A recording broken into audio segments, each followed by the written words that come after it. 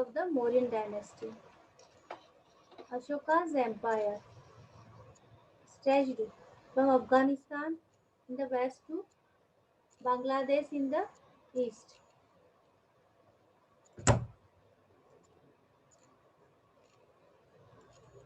Yes, students, you can see these maps. In this, you can go through the Mauryan Empire. You can see till see this dotted line. Na? This dotted line is showing capital where the Mauryan Empire has extended. See, from the northeast, it is till Afghanistan. It has extended in the east part. Only this part was left. You can see this dotted line shows this complete area was under the Mauryan ruler, and this southern part, Cholas, Pandyas, and Shatyaputra, Kelaputra, this portion was untouched.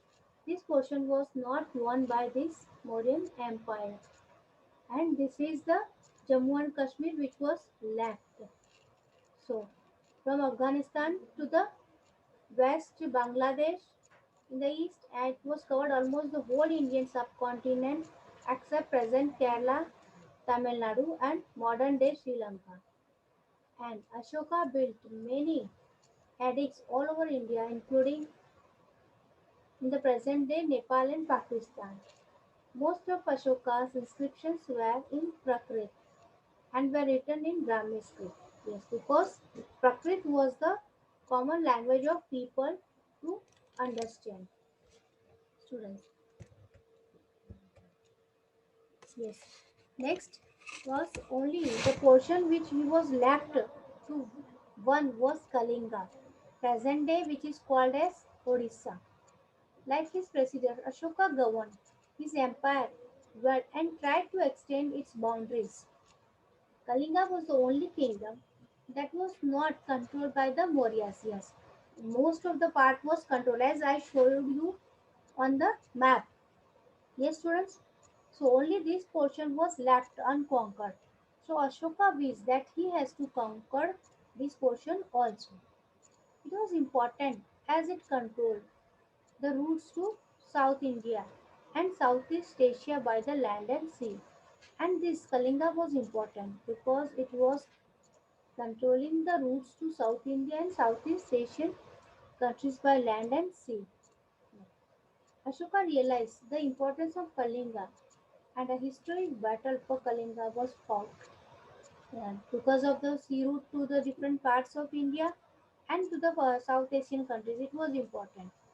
So he understood, and now it was the prestige for him to won this battle of Kalinga. It was a historic battle, yes. And but this war changed the Ashoka's life. But though Kalinga was conquered, yes, how it changed? See, Ashoka conquered this Kalinga, but his mind changed. He was shocked to see this war because Ashoka was horrified when he saw the bloodshed and violence, and he decided not to fight any wars anymore. Yes, he gave up and turned into the Buddhism. So after winning this Kalinga war, though he won, Kalinga Ashoka has won, but he was shocked to see the bloodsheds in the country. So he gave up everything. He gave up and embraced Buddhism. See, he was Hinduism by nature, but after winning this Kalinga war, he gave up everything because he was much shocked and horrified to see the bloodsheds. And this disturbed him too much, and he decided to shun the violence for rest of life. So after this war, Ashoka had no war. So it is said the Kalinga war has changed the life of Ashoka and he became the follower of Buddhism. Clear students? So Kalinga has changed the life of Ashoka. Now Ashoka's Dhamma. Though inspired by Buddhism, Ashoka's Dhamma was essentially his ideas on society and governance. Means Ashoka was following Buddhism. He was follower, but still his main purpose was to govern the society. He was only taking care of his people. He saw himself as father to his subjects and felt that he had a moral duty to instill good values in his people. Yes, he was considering himself as a father of his whole country, man, kingdom, people. He was the first person that he was talking to his subjects. He was talking to his people. He was getting messages engraved on caves, walls, so that people can understand and in return can respond what they want from their king.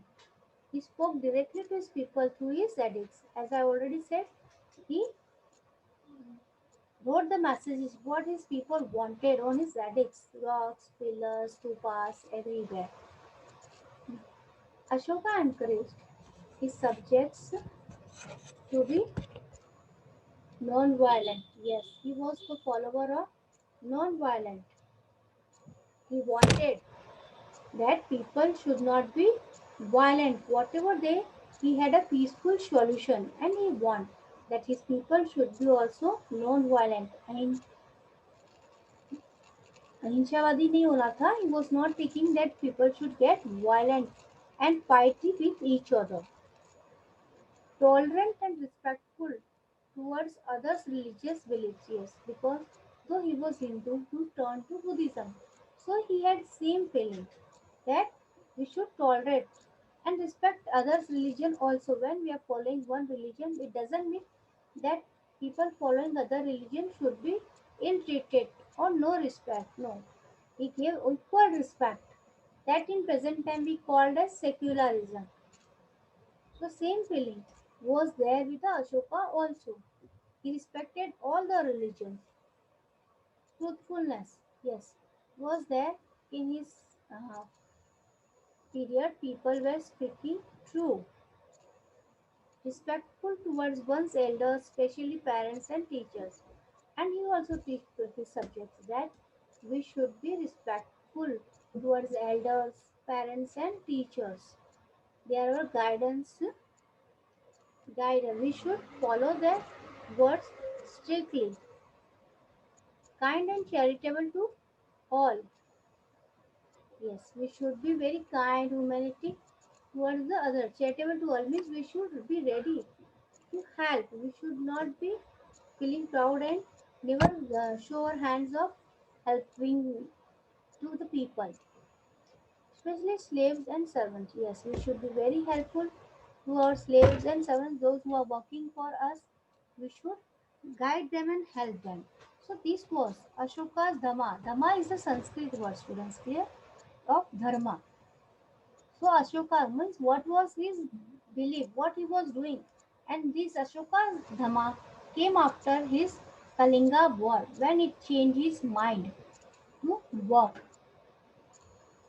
Clear, students? So this was about the Ashoka, the religion. Now Ashoka's edicts, he got engraved on various edicts. Okay, his messages, what he was conveying to the people. Ashoka was the first ruler to communicate to his subjects. As already I said, that he was the first person to communicate, means to talk to his subject people through his edicts. Means he was not talking, but he got his messages engraved on the rocks, pillars, stupas to spread his ideas. Ashoka got his message inscribed on the stone pillars. Yes, to be very near to his subjects, his people, what he did, he got his message inscribed on the stone pillars, caves, boulders, rocks, so that people could read them, understand, and give reply.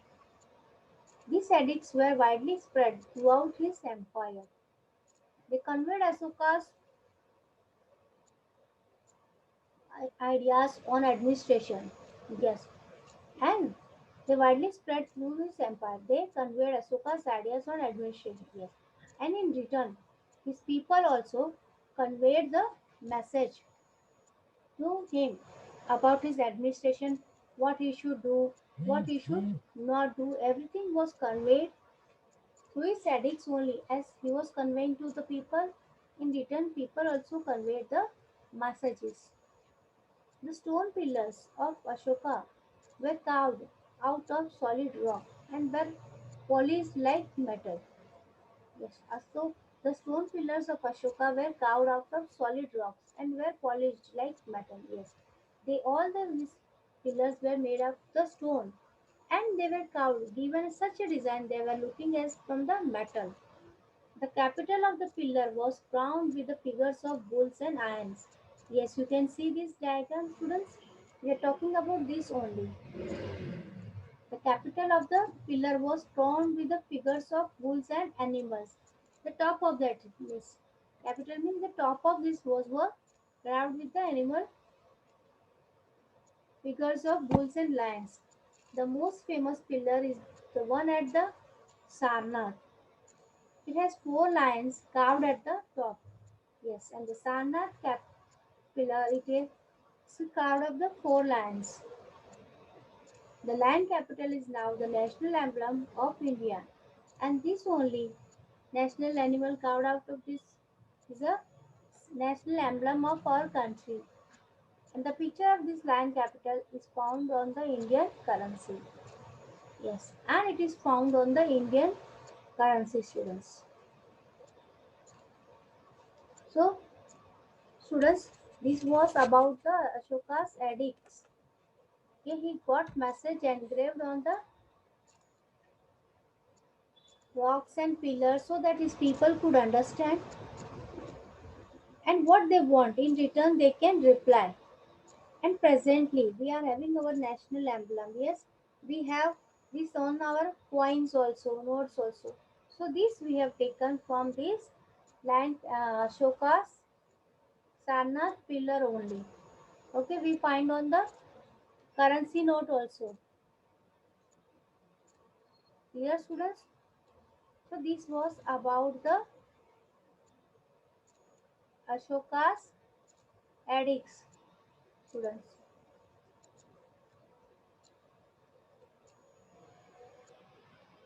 Yes, students. So here we stop